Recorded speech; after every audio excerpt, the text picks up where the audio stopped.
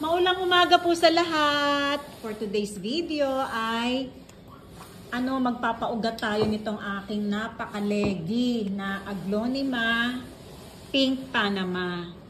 Ayan. Masigla naman siya, kaya lang nag-acclimate kasi ito, galing ito ng Thailand. So pagbaba dito sa atin sa Manila ay naglagas ang kanyang mga dahon. Tingnan nyo po, matured na yung kanyang sanga at meron na rin mga nodes. Ayan, oh. Ayan. So, ang gagawin po natin dito ay ating pauugatin. Hindi natin siya puputulin. So, ipopropagate natin siya sa pamamagitan ng pagpapaugat dito sa kanyang stem o stalk. At ito po yung ating mga tinitipon na, sphagnum moss. Subok ko na po ito na napakagaling magpaugat sa ating mga pinopropagate na mga halaman.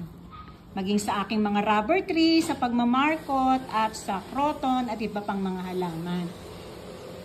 So, ito po, gagamit tayo dito ng cling wrap. Yung iba gumagamit ng plastic cup, yung plastic ng ice candy o ng yelo, pero tayo, babalutin natin ng cling wrap.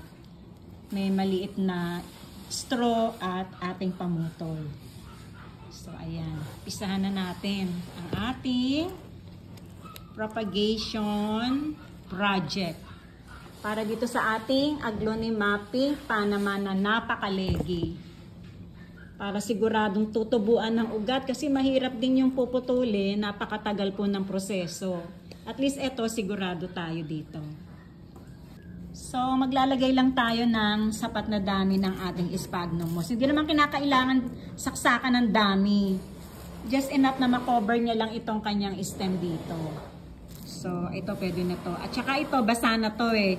Ang maganda dito, basa siya sa ulan. So, mas mainam kung tubig ulan yung ating gagamitin. Kaya sa ating pong pagpapatuloy, hindi ko na naipakita kung paano ko siya naibalot. Kasi nga naman, napakahirap mag-video, at the same time, nagko-content. Isang kamay, nagka-camera. But anyway, eto, hindi ko na siya nilagyan ng tali kasi itong kain naman sa cling wrap talagang nagkikling.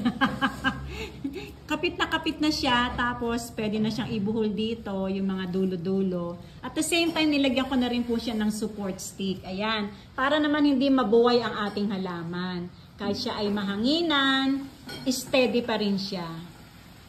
So, ayan po ang aking paraan ng pagpapropagate, pagpapaugat ng ating mga legi na Aglonema plant.